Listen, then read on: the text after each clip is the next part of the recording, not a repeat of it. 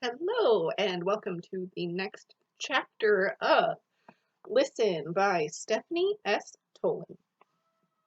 This is chapter 9, titled 2 Weeks. When Charlie tells Mrs. Davis about how Sadie seems to have known that Coyote was afraid of her walking stick, Mrs. Davis laughs. Don't give her too much credit, Charlie. Much as we love her, she's not the brightest bulb in the pack. She's always finding sticks to play with. Your walking stick was just another toy. Except that she didn't play with it, Charlie thinks. She just took it away. What Mrs. Davis says makes sense, of course, but still, it feels as if Sadie knew what she was doing, spirit to spirit. It's possible, just possible. The day Charlie stopped using her stick, Sarita made a special dinner with peach cobbler to celebrate, and her father actually came home in time to eat it. It's the dogs, she told them when her father said how pleased he was at her progress. They didn't want me using the stick anymore. Good for them, her father said. Charlie figures he doesn't believe her, but it doesn't matter. He is so glad to see her making progress, he's willing to accept anything she says. Walking without the stick, Charlie discovers that there are plenty of saplings or branches or roots to grab if she needs help over a rough bit of trail. And without the stick, the walk with Coyote becomes very different. Sometimes he stays with Sadie, running ahead, doubling back, though he's careful never to come too close to Charlie, passing her only by going through the trees off the side of the trail. It no longer seems to matter whether she is ahead of him or behind him. Sometimes he disappears for long stretches, and she thinks they may have lost him. Once in a while, he vanishes almost as soon as they start to walk, and she doesn't see him again the whole way around the lake. That's when Charlie worries. As many acres of woods as there are around Eagle Lake, beyond them are housing developments, streets, cars, and county roads where the cars go very, very fast. The images of trees, squirrels, creek that gets when what? Creek that she gets when she closes her eyes don't help. Oh, the images of the creeks, the squirrels, and the trees. She could be just imagining what she wants to believe. But always, Coyote reappears again by the time she and Sadie get as far as the chain across Eagle Lake Drive. It feels almost magical sometimes, the way he turns up, as if she and Sadie are wearing tracking collars that let him find them. Little by little, he is changing. Most of the time, he is his dog self now, hardly ever the wild thing. She has discovered that he can smile. It isn't just that his mouth turns up naturally. His smile, like a wagging tail, shows her how he is feeling. Even his color is changing. Some of the red in his coat turns out to have been Carolina red clay. Swimming back to Sadie's every day, his fur has gotten lighter and lighter.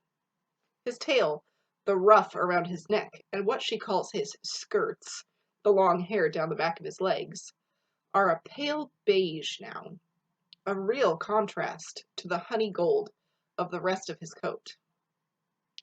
The toes of his front feet turn out to be white. Charlie longs to pull the mats and tangles out of his tail and his skirts, to brush him and make his coat shine. She thinks he is the most beautiful dog she has ever seen. His dark chocolate eyes are lined with black all the way around, a line that slants up in the corners like the eye makeup on the Egyptian princess. Elegant, Sarita calls him. It is deep into the sticky North Carolina summer now. The air is so thick, Charlie can feel sometimes as if, there goes that page, as if she's breathing underwater. She walks a little bit earlier every day, changing the routine gradually in order to avoid the worst of the heat. She is still soaked with sweat by the time she gets to the Davises' house, but the walk itself is better the earlier she does it. Now that she is sure Coyote won't run off if she doesn't bring his food to him the minute she gets home, she changes her clothes before feeding him, getting rid of the hiking boots and socks, the sweat-drenched jeans and t-shirt, putting on shorts, a tank top, and sandals. She still goes inside while he eats, and he still checks for danger every few bites, but she puts the bowl closer and closer to the house every day. One afternoon, when Sarita brings in the mail, there is a letter from Amy. Charlie takes it and thinks for a moment how impressed Amy would be at the changes in Coyote before she remembers that Amy doesn't even know about him. Incredible, she thinks, and drops the letter in the trash. She has better things to do with her time than read about how Amy is doing with her tennis. At least she has better things to do until Sadie and Coyote swim back across the lake. After that, the days have been stretching out blankly, hour after hour. She usually spends a while on the computer, answering instant messages from kids who check in to see how she's doing. Sometimes one of them asks if she wants to go to the mall or the movies. And Sarita has said she'll take her, but Charlie doesn't feel like being in a car if she doesn't have to. Besides, she has discovered that she doesn't really want to leave Eagle Lake and the dogs, no matter where they are. This time, when she sits down to her laptop, Charlie is thinking about the difference between working with an animal you can touch or leash or cage somehow and a wild thing you can't control. Somebody must know how to do it. Jane Goodall. She remembers the movie they saw in science class last year about Goodall and her chimpanzees. Charlie Googles Jane Goodall. An hour later, she has come up with a plan. What she needs to do is spend time in Coyote's territory. By the way, guys, Jane Goodall is a super, super cool person to research if you are ever interested in women in science. She is one of the pioneering people who studied chimpanzees in their natural habitat. She actually was able to go join them in their natural tribe in the forests and become part of their little chimpanzee group and learn about them. It's really cool. You should look her up. Anyways, she enlists Sarita's help, then calls Mrs. Davis to explain. Her father is working late that night, so after dinner, Sarita drives Charlie around the lake and drops her off in front of Crazy Sherman's. You can come get me when it starts to get dark. I'll be back before then, Sarita says. There's a plastic bag full of freshly cooked liver chunks in Charlie's waistbag. Mrs. Davis has agreed to keep Sadie inside the house every evening until dark. There's no way for this plan to work with Sadie around. Charlie whistles a couple of times to let Coyote know she's there and walks back towards the Davises' house. Coyote is in his usual place, lying on the smooth, packed dirt by the tree across the road. Liver, Charlie calls to him.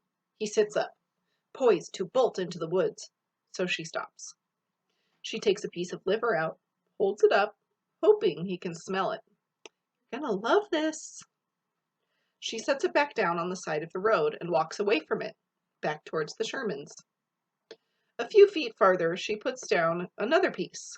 She keeps this up, putting a piece of liver every 3 feet or so until she reaches the boulder at the end of the Hayward's driveway, one house down from the Davises. Then she sits on the boulder, facing away from Coyote, and gets out the mirror to watch what he does. She can't see his patch of bare ground from where she is, but she can see if he comes out to get the liver. For a long time, nothing happens.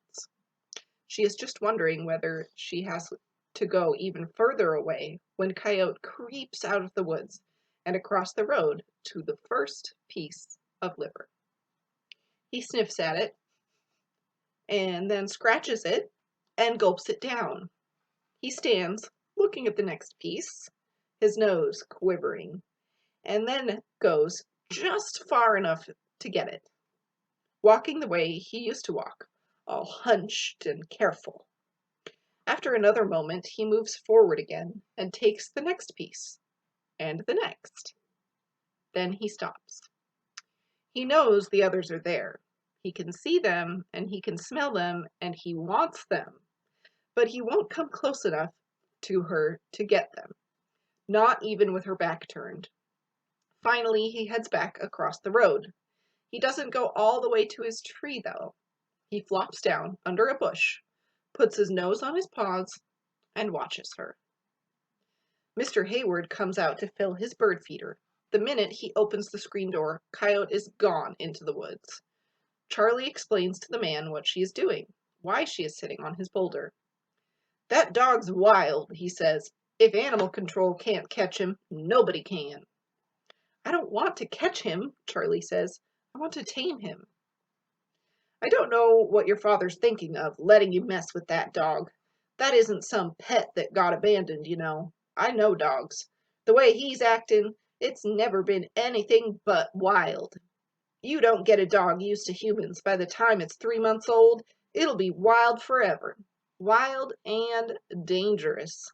That's a known fact. Can't any more tame a full-grown feral dog than you can tame a 5-point buck.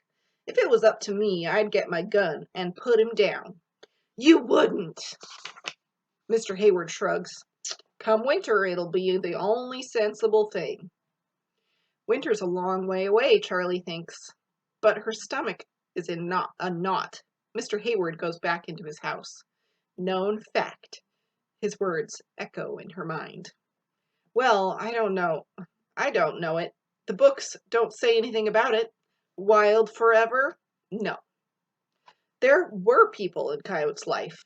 What about whoever trapped him with food?" Charlie swats a mosquito and closes her eyes, remembering the scene she saw before, the men catching Coyote and locking him in a shed. Her breath begins to come hard and fast, the way Coyote's did, trapped in a dark shed. She sees him, feels him pacing back and forth, around and around, looking for a way out. He scratches at the door, at the walls, till his paws bleed. Then there is a sound by the door. Coyote smells a person coming closer and cowers back into the corner. The door opens a crack, and a child's face peers in. Coyote throws himself against the door, knocks the child down, and runs. He goes on running into the woods. Is this what happened? Was Coyote born in the woods? The people who owned his mother could have found him there. Too late to tame him. Maybe that's who the men were who used the food to catch him, and then he escaped. It could be true. Just like before, it feels true. She swats another mosquito and checks her mirror. Coyote has not come back. Charlie hopes he knows to stay far away from Mr. Hayward. She is just about to put the mirror back in her waist pack when he suddenly is there again, at the edge of the road. He lies down, relaxed, but watchful. Wild forever. She refuses to believe it. "You might as well get used to me," she thinks at Coyote. "I'm not going to give up." Come winter, she imagines a clean, brushed golden dog curled up on the rug by the fireplace as snow falls past the bare trees outside the lake room windows. Can that happen? Of course it can. Of course. By the time Sarita comes to get her, Charlie is bored out of her mind. How did Jane Goodall keep from going nuts all those days in the jungle? She has 8 new mosquito bites to add to the last of the poison ivy.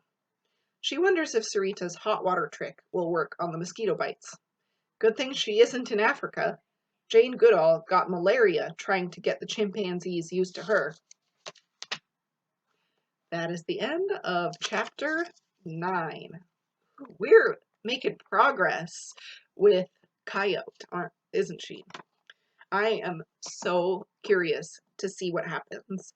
I think I've told you guys this before, but I used to be a dog trainer. So I see a lot in here that is really great work with dogs.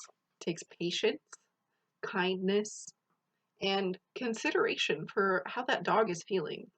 And I think that Charlie's getting quite a lot out of this experience too. What do you guys think?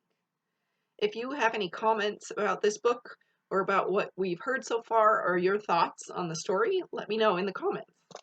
See you next time for Chapter 10. Bye!